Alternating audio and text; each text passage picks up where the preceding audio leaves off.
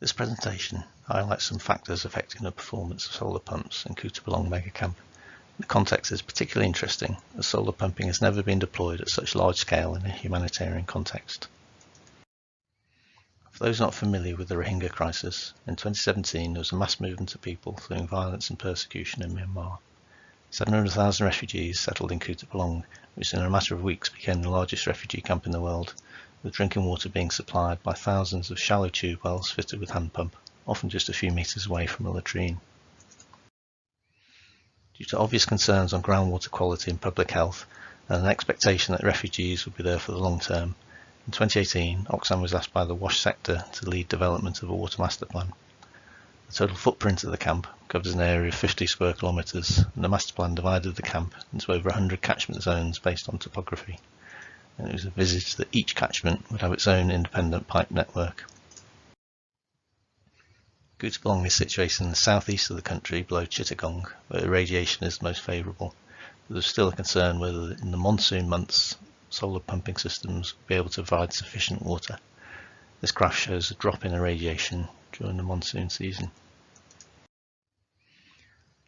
A review was undertaken at the end of 2019, a little over 1 year into the implementation of the master plan. At this time 30 schemes were operational while others were under construction. Following a desk review of information held by implementing agencies, we arranged focus groups with water users, visited 17 water networks and downloaded pump performance data from all sites with Lawrence pumps using the manufacturer's pump scanner smartphone app. This provided up to 9 months of data on production and operating hours. During a 2-week study we also deployed rugged troll data loggers to monitor water levels in several water storage tanks to get a better understanding of how systems are operating. There's a lot of data in this table, but essentially it was a starting point comparing the actual design output with actual production. It confirmed that the majority of systems are either underperforming or being underutilised. There's only 2 networks, highlighted here in yellow, where actual production is close to the design expectation. Translating this to average amount of water per person, there's also a big variation between systems and different sections of the camp. The average was just below the severe indicator of 15 litres per person per day.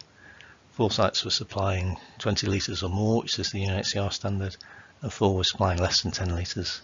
In terms of reliability, there's only 2 or 3 systems able to provide over 15 litres per person per day for 90% of the time. Areas of lowest solar output tend to coincide with sections of the camp where there's a proliferation of hand pumps, and this is a significant factor explaining the difference in performance. But it's not the only factor, as I'll show. This graph shows the relationship between water coming into the system through the solar pump, outflow at tap stands and change in storage. Collection starts between 5 and 6 AM, which is the green bar in the graph. Pumping commences a few minutes to 7, which is the red bar, and by 10 AM the pump has reached maximum output, and by 12 the blue line shows the tank storage plateauing out, showing the reservoir is full, so the pump switches itself off, and only later in the afternoon, when the level in the tank drops, the pump restarts. People in this section of the camp are receiving 25 litres of water per person, and this shows that there's plenty of spare capacity in the system to accommodate increased demand, and seasonal variations when cloud cover may reduce the pump rate. Tap stands in this system are open 24/7, so people can collect water whenever suits them. Contrast that with a system which was giving much lower output and people are receiving only 10 litres of water per person. On first appearance there's plenty of water here. On this particular day the tank is never less than half full, and by 10 AM the reservoir is full, and consequently the solar pump is only running intermittently. So throughout the most favourable hours of the day, and at midday it's only pumping 5 cubic metres per hour when it could be pumping 20.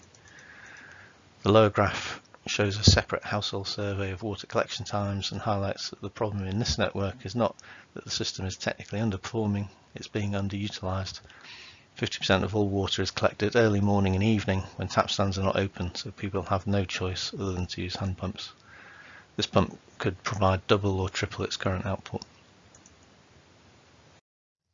We used a sun tracker app to analyse shading at different times of the day, but it's so obviously a problem at many sites. 50% of systems were affected by shading to some extent. Avoiding shade totally is a challenge as the camp is densely populated and the sections are densely vegetated, but locating solar panels in the shadow of storage tanks or pump houses is totally avoidable.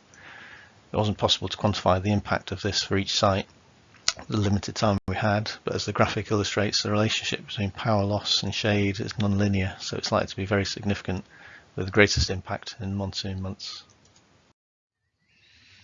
These graphs show two systems during the wettest months of the year. The top graph is water supplied, and the lower graph is corresponding rainfall and irradiation for the same days. There are only 3 days when there's less than 10 litres of water per person, and the vast majority of days people have 15 litres or more. Feedback from focus groups confirmed that this was acceptable and people used hand pumps to make up the difference. Half the networks had the option to be connected to a backup diesel generator in the event the solar pumping alone was insufficient to meet demand. We found that in almost all cases these were not being used. This graph is a direct comparison between a standalone solar pump, which is the yellow bar, and a hybrid pump, where a solid blue line indicates the pump operating by PV and white and blue line operating from generator. The top graph during a sunny month, both systems rely 100% on solar. On the 10th and 11th, which is presumably a very overcast or rainy day, you might expect the generator to be switched on and to make up the shortfall in output. That doesn't happen. During the overcast month of July, output from both systems reduces, but only on half of the days does the hybrid system actually use its generator, and even then it's only for a short duration, so it doesn't meet the deficit. This is consistent with findings elsewhere. In theory, a generator offers a 24-hour supply, but adding a generator also introduces an additional level of complexity to the system, and in practice, due to cost of operation, availability of fuel, breakdown or maintenance, they often don't improve supply as intended. We concluded that investment in generators is not justified in Kutapalong, especially because hand pumps provide an alternative backup source, but solar alone can't fulfill need. This graph illustrates how human interference can impact on performance. It was unclear why daily production was so variable until around the 19th of April, when the operators were instructed to never touch any of the controls and leave the pump in automatic mode. And from that point on, a dramatic improvement in running hours is evident.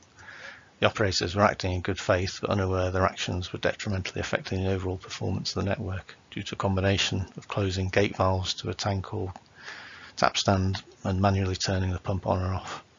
An operator doesn't need to make these judgments. So what were our overall conclusions? At the headline level, it's phenomenal to think that solar pumping could meet the water demand of a refugee camp the size of a large city. That's not yet the case, but solar will become the primary means of supplying water if the master plan continues to be rolled out. Focusing down to an operational systems level, there's a range of factors contributing to underutilisation and underperformance of solar pumping systems which do need to be addressed to maximise the impact investment that has been made. The overall takeaway for me is that production data, which is the most common performance metric, only tells part of the story, and to avoid jumping to the wrong conclusions, it is important to analyse all data and understand behaviour of the whole system. A water service is only as good as the weakest link.